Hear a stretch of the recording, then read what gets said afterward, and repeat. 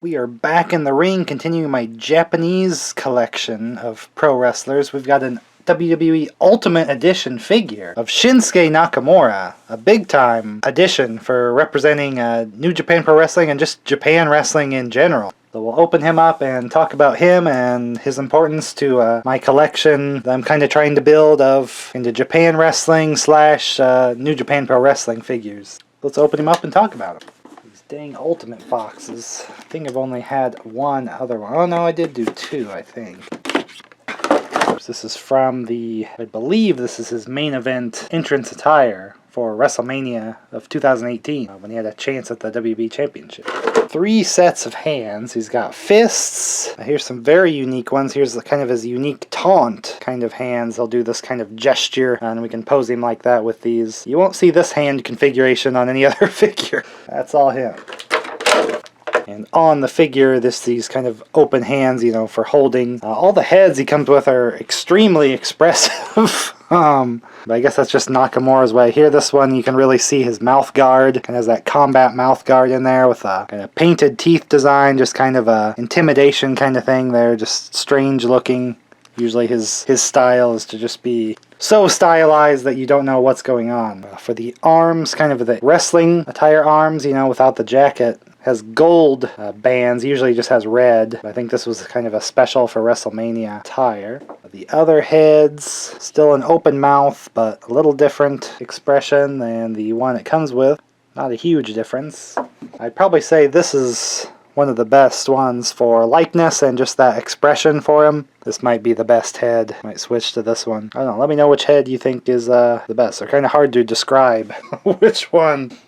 Since they're all such strange expressions and things, but that's kind of Nakamura's style is just not easy to describe. So of course, I don't know if you can kind of guess his outfit. A little bit what he's going for here, a little bit Michael Jackson kind of thing, a little bit his own. He always kind of had that red motif with his attires for the most part, but this jacket piece I think is just its own thing. Oh yeah, and it just can detach also. So cool entrance gear, little rings there. I think you'd probably have to pop a head here. And the arms are going to be removable because these are like the entrance gear with a jacket, kind of jacket arms. So you can take that jacket off and he has just his normal shirtless look underneath. You can pop in these kind of bare skin arms with his bands and things. Let's just pop in some fists.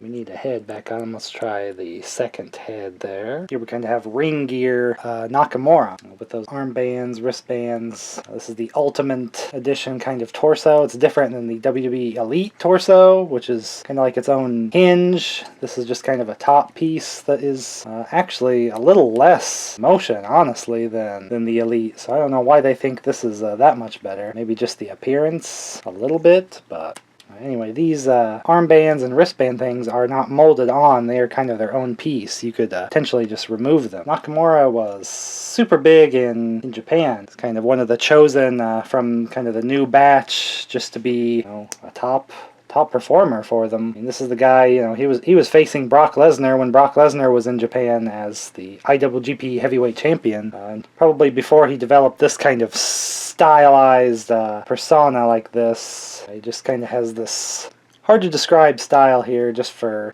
I know when I first saw him, I definitely didn't think he was the leader of Chaos. He actually founded that group in New Japan. He founded the Chaos group. It was much more kind of bad guy group at that time than kind of now. There's so many other more bad guy-ish groups there that Chaos probably isn't even. It's probably more good guy stable than anything. Yeah, just his super strange demeanor and style. I didn't really think of him as the leader at that time until I kind of saw some of his singles matches and things. I mean, that was just in kind of 8-man tag stuff. Just kind of seemed like a total weirdo there, the way he would do his style and his expression and everything, so...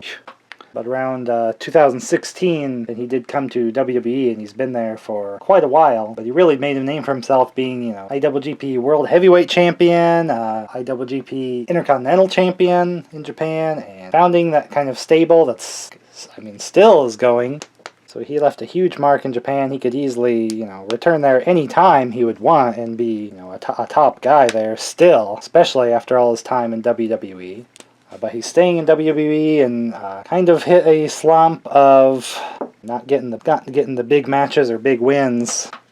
I think he's playing kind of the long game there, and I think he'll get back to a good place again in WWE if he wants. But he can always go back to Japan and be just fine. So here's kind of his, what I consider to be probably the better head, and then those unique hands, kind of doing his gestures. So they call him the King of Strong Style, and that's kind of hard to describe, but it's just more like you have your pro wrestling style. You know, you're thinking of, you know, you're punching the guy, headlocking the guy, body slam, suplex, elbow drops, you know, the standard pro wrestling stuff. Strong Style is bringing in, you know, MMA and mixed martial arts strikes. Nakamura really did a lot of the knee, you know, body shots to the knee and the head. And other kick strikes and things that he would do, as well as the submissions, like the holds, like joint lock submissions, arm bars, it'd be like a guillotine chokes, and just all sorts of the stuff you would see in a mixed martial arts competition. You're bringing those moves to pro wrestling, so you have such a varied move set that Nakamura could win with a big knee strike, with a hold.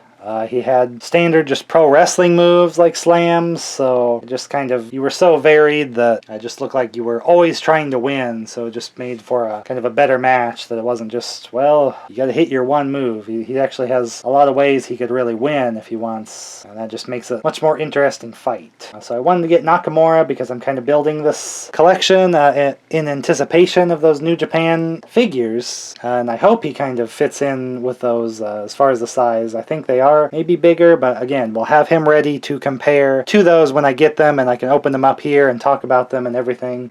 If they're off in the size, it won't be that big of a deal because it's just kind of my display, and again, you can always pose out of scale figures in a way just to kind of hide that fact. You know, Nakamura could be doing some crazy high kick, you're not going to be able to tell the sizing exactly, and then you're able to have that character when they probably won't be able to make Nakamura for that particular New Japan line, even though he's such a huge part of that, just because he is in WWE even now at the time of making this. So pretty awesome that he got an Ultimate figure. An Elite probably would have been fine too, but this one, they got so many different heads, and the entrance gear, and the unique hands, that'll really help with the posing. I really like this combo. I don't think I'll use the entrance gear because this isn't particularly a New Japan jacket or anything like that, but that is cool that you can kind of switch to that. You gotta switch the arms. I'll probably leave him with the in-ring. Preferably I'd get red bands. I might just get like a basic figure if the bands or arms are switchable. That would be pretty awesome. So we'll watch out for that, but really just this combo looks pretty awesome for him, and it's a WWE Ultimate figure. It's got much articulation and switchable parts as you could want.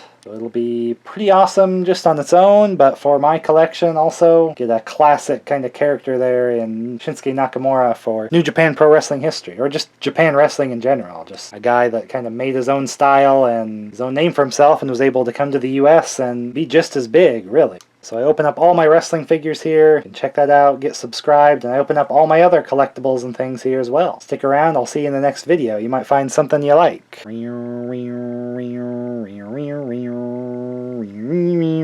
I really like his New Japan theme also. I mean, WB one's pretty good, but Subconscious is like one of the coolest songs ever.